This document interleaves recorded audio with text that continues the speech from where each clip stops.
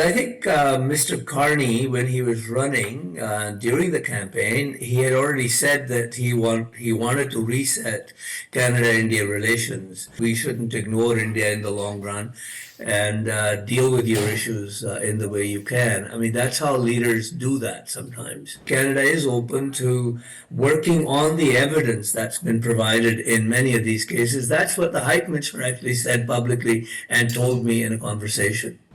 India, now the world's fourth largest economy, is an indispensable global player.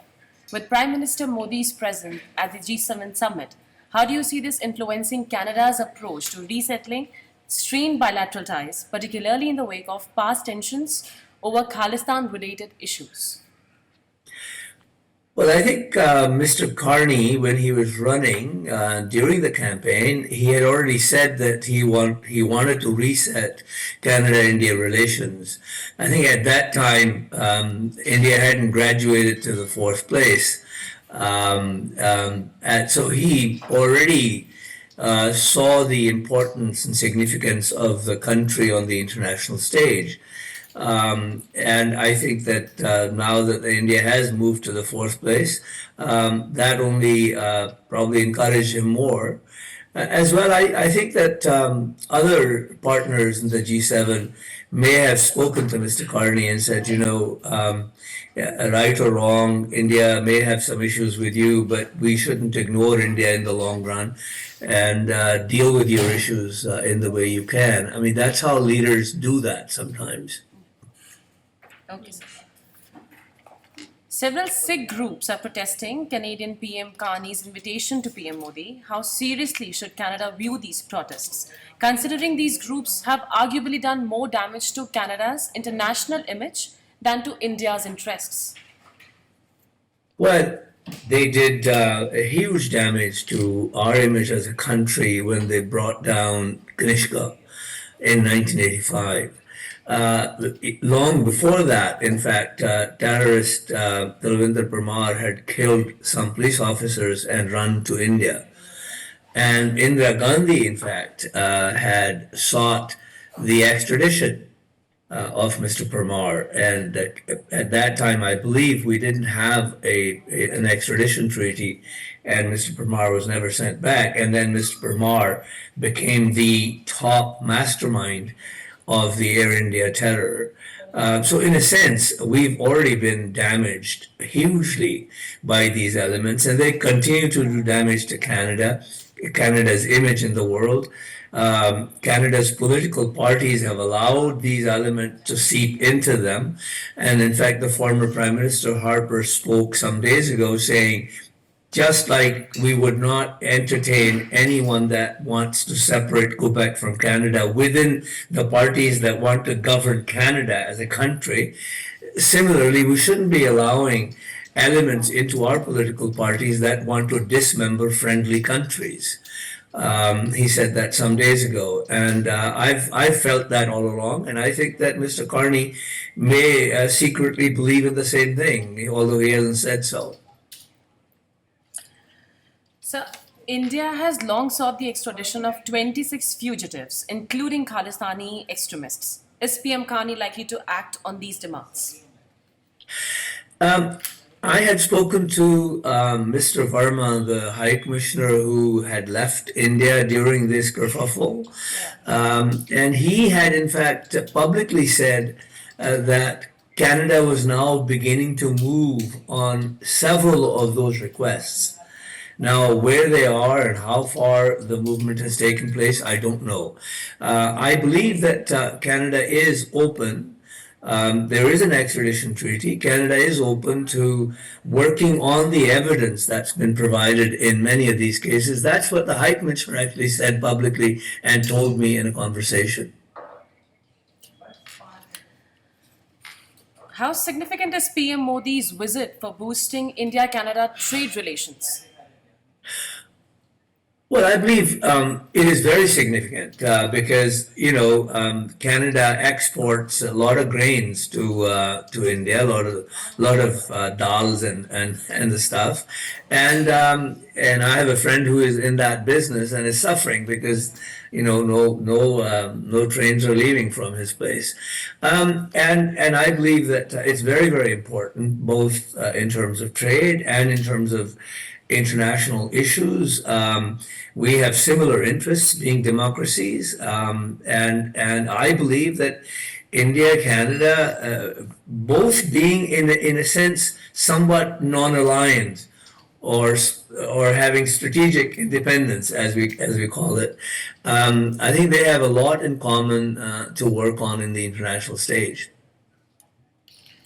Given recent diplomatic strains, what steps is Canada taking to rebuild trust and ensure long-term cooperation with India? Well, you already have. The first step was that Mr. Carney indicated during the election that he wanted to reset the relationship. This opportunity of G7, Canada being the chair, came quickly, and he was able to actually fulfill that promise, at least the beginning of that promise, and invited Mr. Modi. And I think that hopefully, the Niger issue aside, that is an important issue, and Mr. Carney has indicated that the countries have agreed to work law enforcement to deal with those issues. Countries always have issues that they're not happy about with each other, but they still are able to work on multiple tracks at the same time. So you can work with the legal issues surrounding Niger on one track, while on the several other tracks, trade, people-to-people relations, other international issues, the two countries can work happily together, and I hope they do. How do you respond to the recent incident in Vancouver where journalist Mocha Vizirgan was reportedly surrounded, threatened, and had his phone snatched by Khalistani supporters during their rally? Well, Khalistanis, many of them say that violence is appropriate in achieving their objectives, and they've never shied away from violence. Air India is just the most violent symbol of the violence that they preach and practice, and that is going to continue unless somebody is prosecuted. And Canada has been slow. It's my country. I always said that it's been slow to prosecute Khalistani violence.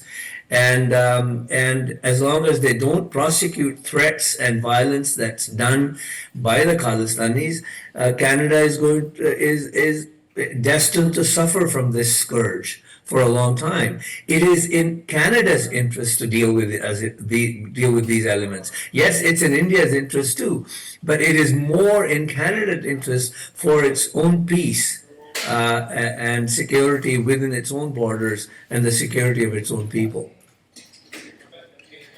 Given the recent extradition of Mohammad Shahzeb Khan, a Pakistani national residing in Canada, on charges of plotting an ISIS-inspired terror attack in New York, how concerned should Canadians be about the presence and radicalization of extremist elements in the country? Oh, Canada is very concerned, and Canada should be concerned. We had close to 100 Canadians that went to fight alongside ISIS during the last many years, and many of them came back and were prosecuted, and some of them are in jail. And so Canada is quite conscious of the threat posed by violent extremists of all kinds. Canada belatedly, of course, tried to prosecute the Air India suspects as well. That prosecution, unfortunately, was not successful. So Canada is quite conscious. Canada works on its own track, and therefore sometimes sitting far away, you might not see that Canada is actually making all these efforts. Pictures and videos of a recent Khalistani rally in Vancouver are going viral, where along with Khalistani flags, a Pakistani flag was also seen.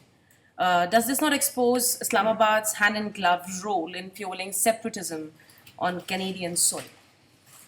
Well, of course it does. But people like me have known about it since the 1970s.